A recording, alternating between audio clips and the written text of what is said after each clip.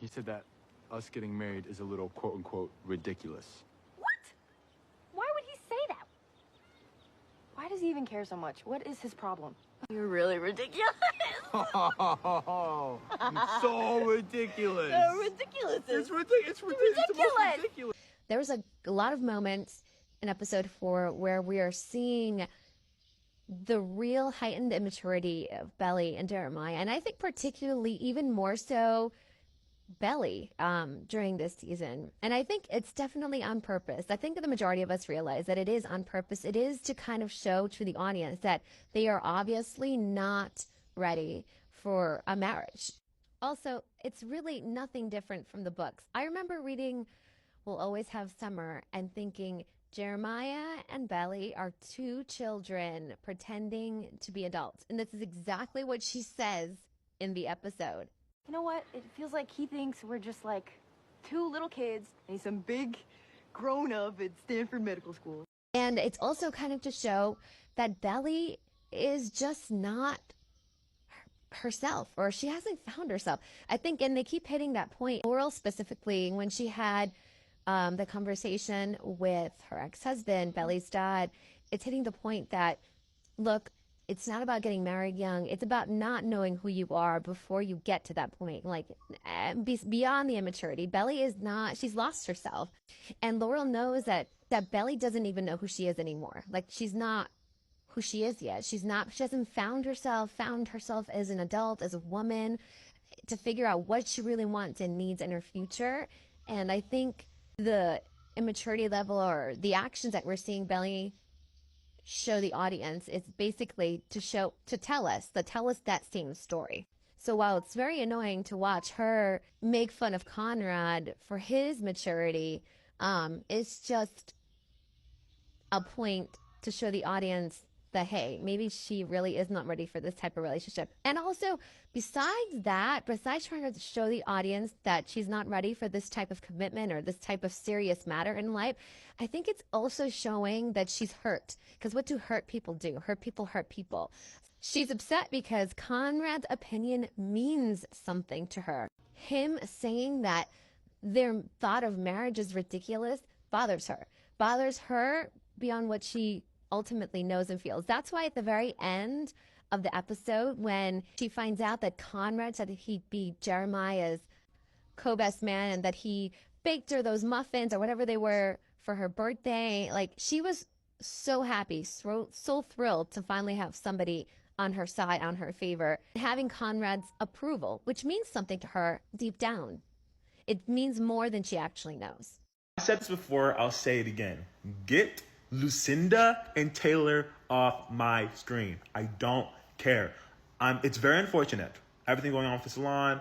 Taylor is super sweet for ditching New York and staying with her mom, giving up her internship. That is great. It shows some character development with her, and I guess that's nice.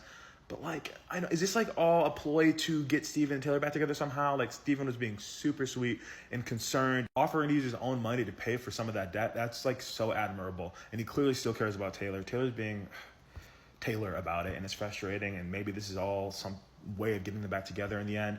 But then they're also showing that him and Denise are having a little moment. So I don't know what's going on there. But at this point, the only characters I like in this show right now are Conrad, Steven, and Laurel. And John. He's a little angel. But everyone else is annoying me. They're frustrating me. Taylor's actually not being that annoying, but a little bit. Enough to where I'm like, and I didn't like Taylor that much anyway, but what is going on, man? Put Conrad back on the screen. Let the man have more than 5 minutes. He is literally a main character. Okay, I just had to get on here super early and talk about the movie that is playing during that still that we saw of Jeremiah and Belly, like, on the floaty in the pool at Cousins. It's Speed, I'm pretty sure. The movie Speed, like, Sandra Bullock, Keanu Reeves, the bus, you know, has to keep driving and they just keep crashing into everything. There's a bomb, right? What a choice. Because if you contrast this with Belly and Conrad watching Casablanca, one of the greatest films of all time, one of the best romance films of all time, sitting there comfortably, quietly, and then having a dialogue after the movie and kind of, like, you know, breaking it down and the love triangle of it all, right? And you contrast that with Belly and Jeremiah in this scene, making fun of Conrad, kind of like kids, like mocking him.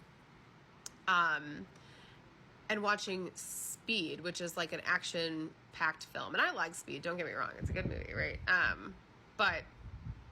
But it's giving that part of the book in book 3 where Jeremiah wants their first dance song to be the song from a Quentin Tarantino film. And I'm pretty sure it's Kill Bill, I think it is. I don't remember. But it's just giving... he's not ready for this commitment. It's just a little bit of a nugget, right? But there is a love story in Speed that I also want to talk about because that also says a lot about why this movie was chosen. So after the high-speed chase is done, these two have been flirting the whole movie, and Sandra says relationships that start under intense circumstances, they never work. And he's like, oh yeah, and then they like kiss or whatever. But there's a Speed 2, and Keanu's not in it, and Sandra has a new love interest. So we know their relationship did not last. And this is a really great line because they did fall in love under intense circumstances of a bomb threat and a high-speed chase, right? Very similar to our cuties here who have trauma bond over their grief of Susanna, and they're clinging to each other and just all the bad things that were happening in their life 4 years ago. So it's giving these two will not last because they were codependent on each other under intense circumstances. I'm not making it up. This is what Jenny Han's given me. Also, Jeremiah, in any scenario ever, it would make sense for you to ask your brother, your only sibling, to be your best man. But in this case, he was your fiance's first love, her first everything. Meant the world to her, still does. And you ask him to be the best man in your wedding? That's weird. That's weird. Okay, it's been 4 years. That's fine. There's still, I mean, you know there's a tension there. You know there's something weird there. You feel off about certain things. Even outside of that, even if he was completely over, even if he was with somebody else and engaged, maybe even married, she was his first everything, or he was her first everything, or maybe both. Him feeling uncomfortable about that, outside of the fact that you guys are young, outside of the fact that this is rushed, is not wild. And you being so frustrated and irritated that he wasn't that gung-ho about it, especially considering you were earlier concerned about his reaction to it, which is why you wanted to take him aside to even bring it up, to tell him that you guys were engaged. It's just, there's an inconsistency in the way Belly and Jeremiah are acting when it comes to Conrad. First, we're nervous to tell him, we shouldn't tell him, and then we're going to blurt it out to everyone, and then we're going to act like everything's fine when you were concerned about telling him in the first place, hey, will you be my best man? Like, what is going on? I saw someone say on like Reddit or Twitter that they had thought that maybe Taylor was pregnant because she was eating a lot during that scene where Belly's telling her that Jeremiah proposed when they're at that cafe. And I just kind of dismissed that theory at first because, I don't know, I don't like when people really force pregnancy on people, like, especially with all the Taylor Swift's pregnant stuff. Like, I just kind of dismissed it because I've been trying to figure out why we're getting so much Taylor and her mom. I'm like, okay, yeah, a little background on who she is, okay, but like, it's specific to her mom, and in those scenes, you're seeing Taylor be a parent, essentially, to her mom, who's very immature and not a stable parent. And so I started thinking, well, if they did have a plot line where Taylor, even if she just had a pregnancy scare, right, not necessarily having a baby, you would see Taylor start to feel like she can't be a mom because look at her mom, and she doesn't want to turn into her mom, right? And she would have all those like thoughts that she'd be wrestling with, and it's not an unrealistic, plot line for their age. So yeah, actually, maybe that is where this is going, and that's why we have to see so much of Taylor's relationship with her mom so that we understand that plot line when it's introduced. So not me agreeing with a potential pregnancy plot line. I never asked for that. I did not ask for an Outer Banks. But yeah, so maybe. Spoilers for the Summer I Took Pretty Season 3, Episode 4. That was a hard watch. That whole episode was a hard watch. I don't hate Belly or Jeremiah, but I hate them together. They're just so insufferable. I can't stand them. And they're standing 10 toes down on something that nobody in their life thinks is okay.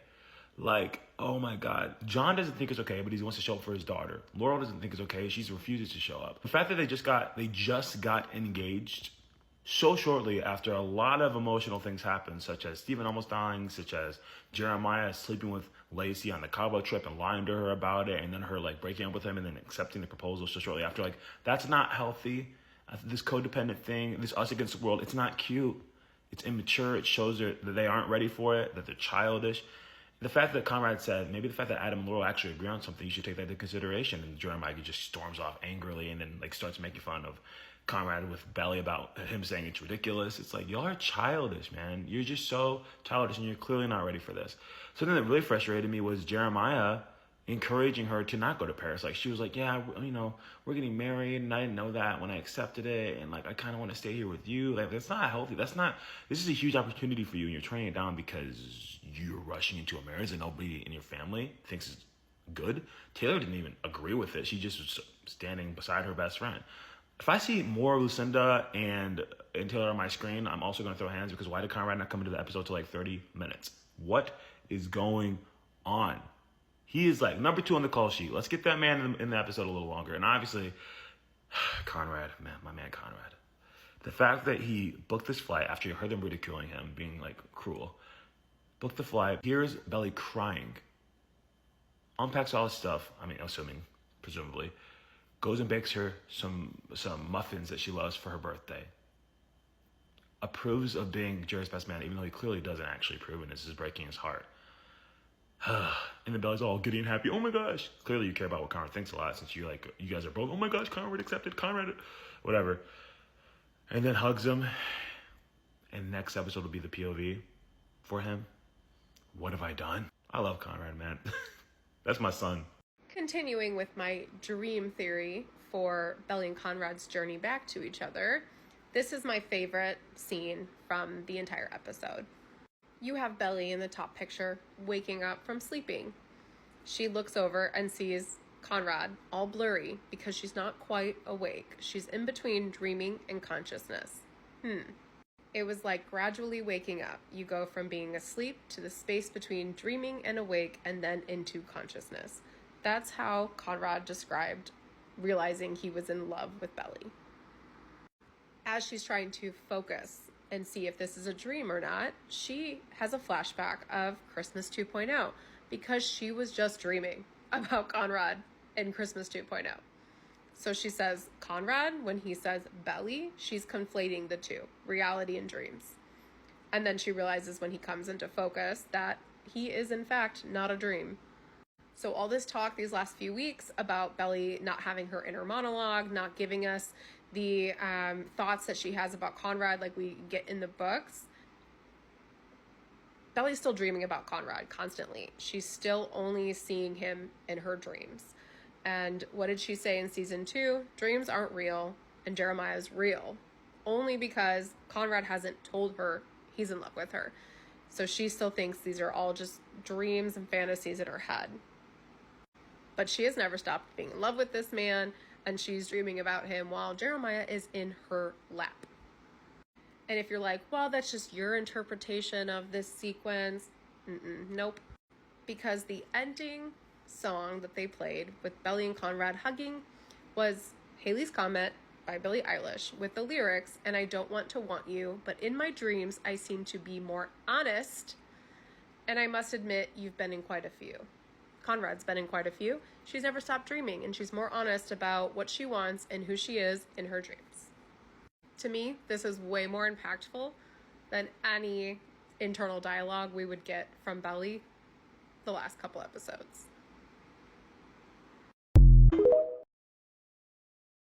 The pacifier? Someone gave him a pacifier? I'm watching episode 4 of The Summer Turned Pretty right now. And because it comes out so late, I usually skim it and then watch the full episode during regular hours.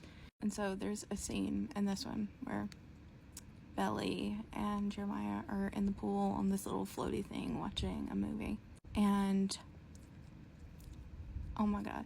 Okay, so last week everybody was saying I'm team Conrad, find peace and get the fuck away from them. And at first I was thinking, that's a little harsh. I want to wait and see what happens. Like, I want to see how they change Belly. But after this episode, I might start agreeing with that mindset. Like, we'll see how I feel when I calm down. But right now, I'm so fucking pissed. I'm so pissed. She and Jeremiah are sitting there talking and loudly, and I mean truly loudly, making fun of Conrad. Making fun of something Conrad said to Jeremiah. And Conrad can fully hear them from his bedroom. And I feel like, does Jenny Han truly want me to hate Belly? Because I feel like I'm almost there.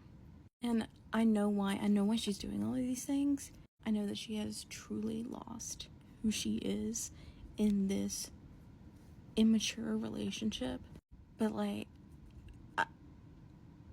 I don't know if I can hang on long enough for her to figure it out. Like, how long is he gonna wait for her? And I genuinely don't know if he's waiting for her. I almost don't feel like he is. I don't feel like he is. But, like, I wonder what it would take for him to fall out of love with her. Because her behavior is just... And I said this last week, that proves how bad they actually are for each other, her and Jeremiah. Like, they are insufferable together. Truly. Jeremiah's bad enough on his fucking own. But I liked Belly when she wasn't with him. I feel like she's not herself at all in this relationship. But at the same time, I'm, like, to the point where I don't care about seeing her figure it out and get back to herself. Like, at what point are you so insufferable that people stop caring about you, and then you don't realize that you've lost people until it's too late? And the thing is, in the books, Conrad does the most apologizing. Conrad is the one trying to win her back after the failed wedding. And at this point in time, I feel like it needs to be fucking her doing the winning back. Because what has he done wrong? He hasn't done shit wrong. Yeah, he may need to apologize for, like, things in the past. But things he does this summer, he hasn't done anything wrong. Even the love confession, I give him a pass on because he just found out that Jeremiah cheated, so... Anyway, this scene in the new episode just, like, fucking triggered me so bad. Like, I'm just so disgusted with Belly. Like, I can't even. I expect it from Jeremiah, but...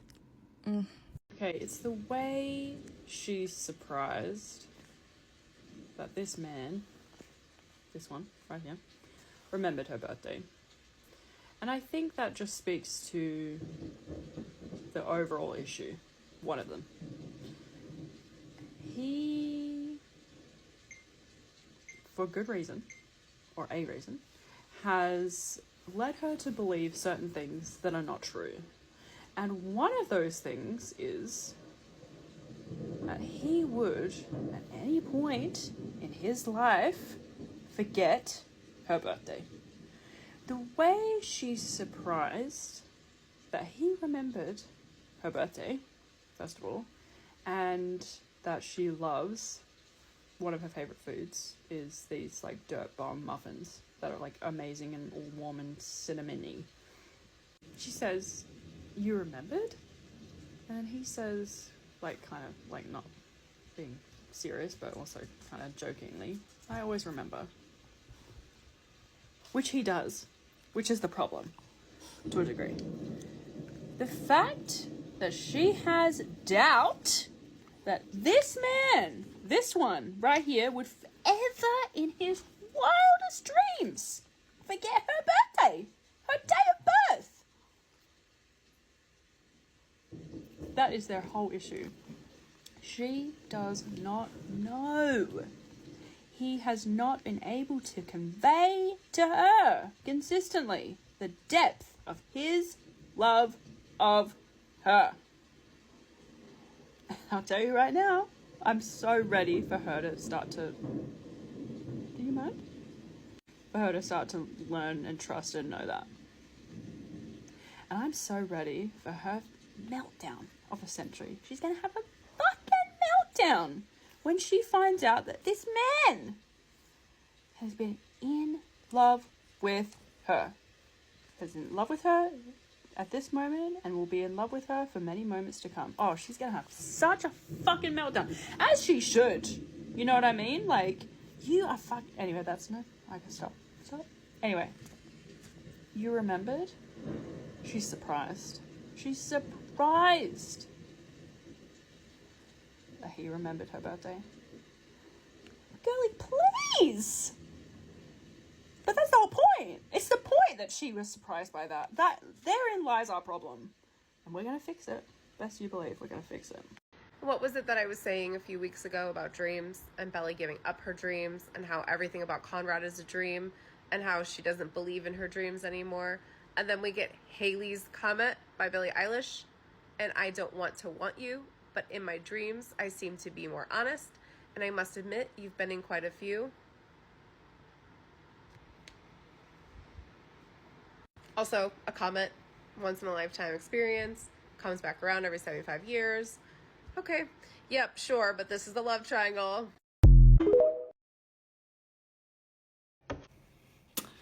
Oh my god, I have so many thoughts. I just got off a live and I think I'm still like in like buzz mode, but oh my god, what an episode. That hot, like the last 10-15 minutes, fucking incredible. This is not going to be news to anybody and not like revolutionary, but I am so sick of Lucinda. It takes up so much unnecessary screen time. So frustrating. So I didn't enjoy any part of that in the episode. I am wondering what the hell is going on with Denise and Steven, because I kind of feel a vibe and I don't hate it. But I've heard like that Denise is supposed to somehow end up with Jeremiah, which at this point, how and why? Because I definitely see her more with Steven. Although I still like Steven and Taylor together, so I don't know what's going on there. But yeah, oh my god. And I know people are going to be so upset about Belly and Jeremiah making fun of Conrad. Even if they were drunk. Obviously wasn't okay. Personally, I found it kind of funny just because it was so fucking childish, which is the point, by the way. And I think, you know, once this whole wedding prep starts, like in full force, that's what's going to come out. They're going to realize we're children. We're also not compatible because she's way more compatible with Conrad. And just the ease of cohabitating. And, you know, it's like there's this ease that it doesn't have to be this like ongoing, like... not like conversation, but like this figuring out, like I don't know, there's this knowingness anyway, but obviously they do communicate. I'm really hoping that